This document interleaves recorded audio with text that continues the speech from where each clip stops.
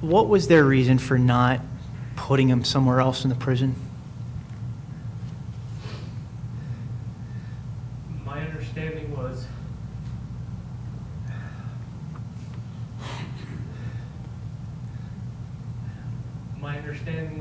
the inmate had a heart condition, and he had to be housed on an inside block near medical. And he was a single cell inmate, so we also had a single cell. And that's why he was housed on I block, because we are an inside block and we're close to medical.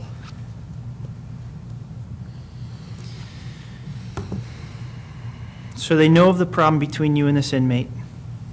They put him back on your block, and sure enough, you get stabbed. Who do you go to at home? Who's at home when you go home? My wife. How'd she take this?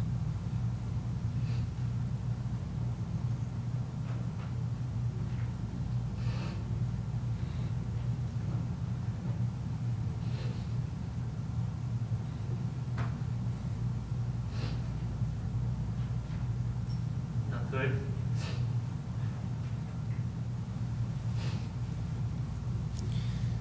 Kevin, do you have a concern that maybe this could have been prevented? Yeah. How? If he would have been moved off the block like I asked.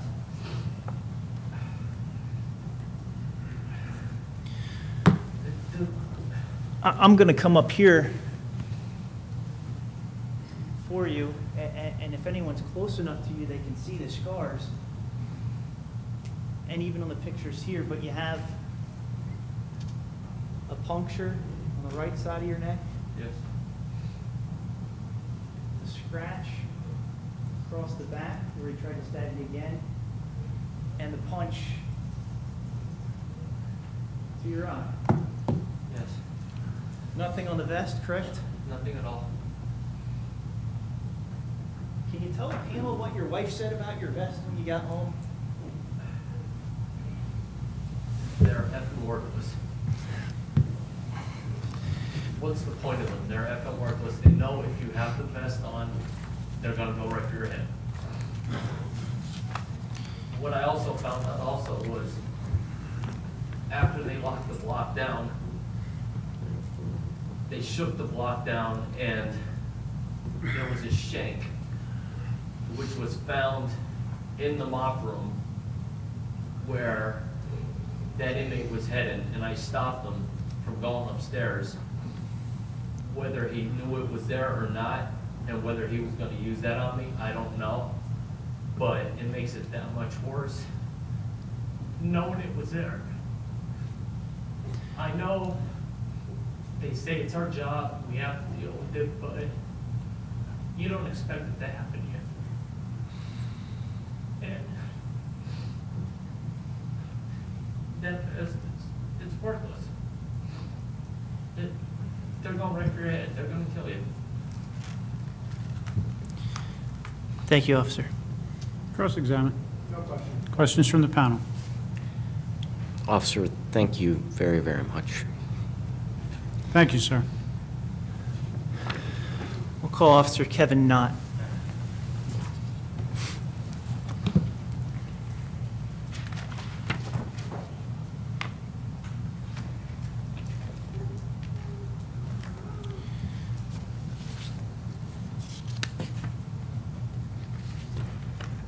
Morning, sir. Could you state your name for the record and spell your last name? Kevin Knott, K-N-O-T-T. Officer Knott, what prison do you work for? SCI Somerset. Are you currently actively working for SCI Somerset? No, I'm not. And why is that? Nothing hard on for an assault. For the assault that you're here to testify for. Yes. When did you start with the DOC? January of '94. Before joining the DOC, did you serve in the military? Yes, I did. And which branch and for how long? The Army for 4 years.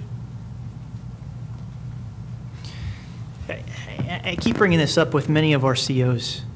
Do you have any idea why the DOC would want to hire somebody that had military experience?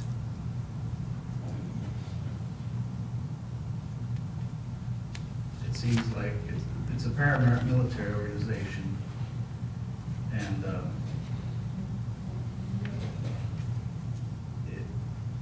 it's almost like we've been through bad times, and sometimes I think that we can still handle bad times.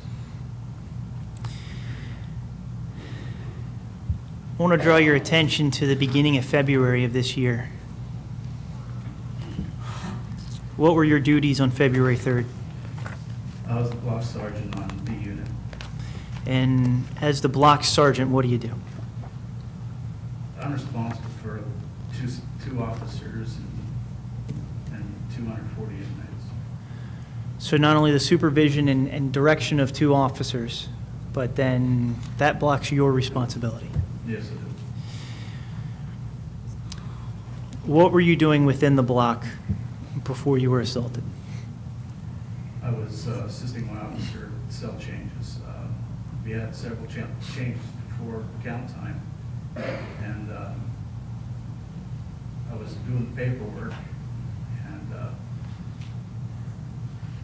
this inmate, Campbell, he came up and wanted his pass, and I told him I was busy.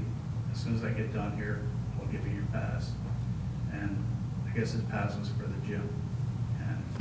And a couple of seconds later, he wanted his pass again, and I told him, see the officer at the panel, she had the passes, she gave you your pass. And once again, he said, I want my pass. I said, I'm busy, I'll get you your pass, just wait. I want my pass. I said, can't you see I'm busy? Just back off on the desk. And he said, who are you talking to like that? I said, you, now just step off. Well, let me stop you there for a second.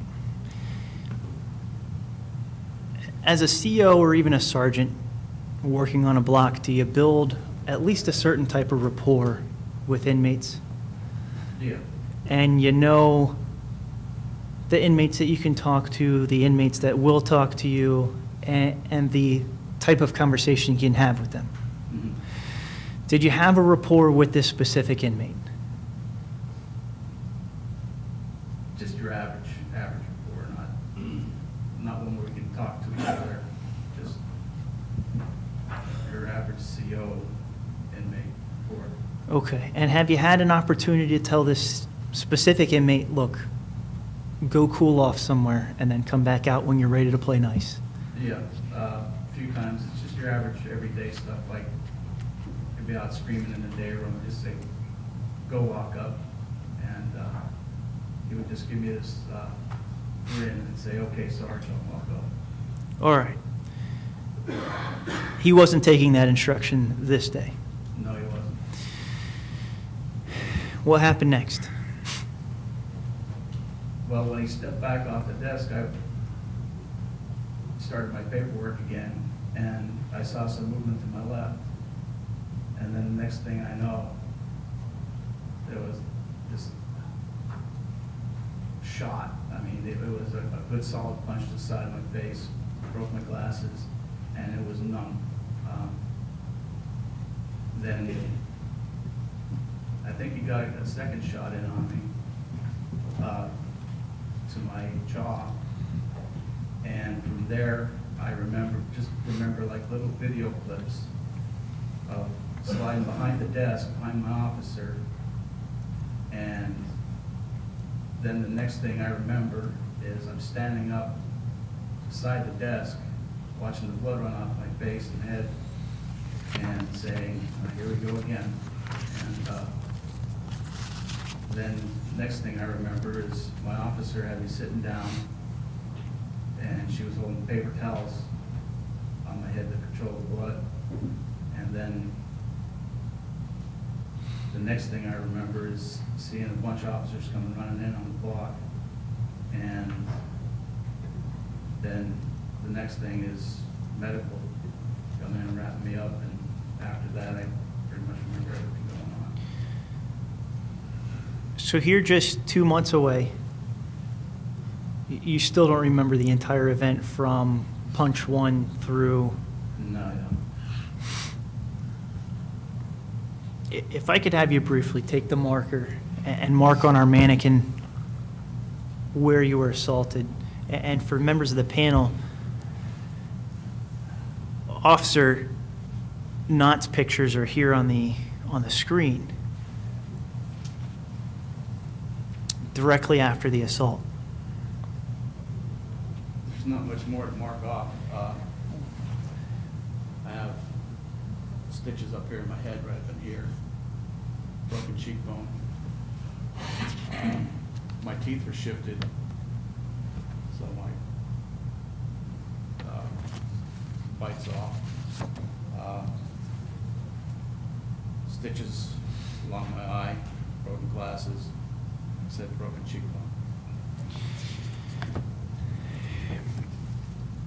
Now, you said you did have at least a CO to inmate rapport. Did you know that this inmate was serving life for murder? Not at the time, no. Did you know that before he assaulted you, he had 34 misconducts, 3 of which were fighting, 3 of which were for threatening an employee, and 2 were for assault? No, I didn't at the time. Are you married? Yes, Do you have children? I had 4. How old are your children? 17, 9, and 4 years old. Twin daughters. Okay, the 4-year-olds are twins. Yes. How did they take it when you came home looking like that? My oldest boy, he just looked and shook his head. My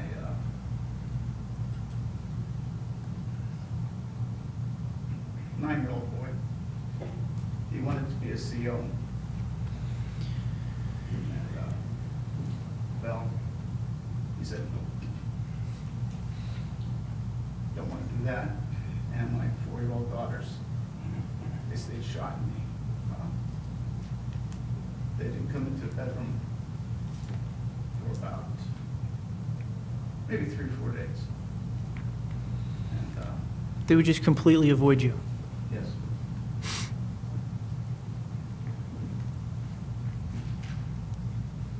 Was the vest of any protection to you? no, I see you're wearing glasses today. Were you wearing glasses that day? yes, I was. Are those the same pair? No, they aren't. These are What happened to your glasses on that day? they're broken beyond repair. Did you ask for them to be replaced? Yes, I did. Are they going to be replaced? I guess it will be. Yesterday. Yes. Was anything else broken? On my watch. Did you ask for that to be replaced? Yes, yesterday I found out they paid for that too. Okay.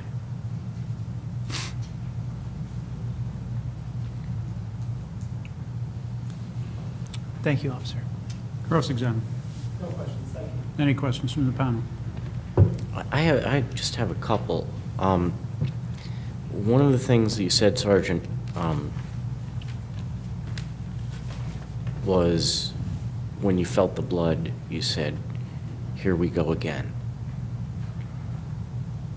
The thought went through my head that possibly we lost the block.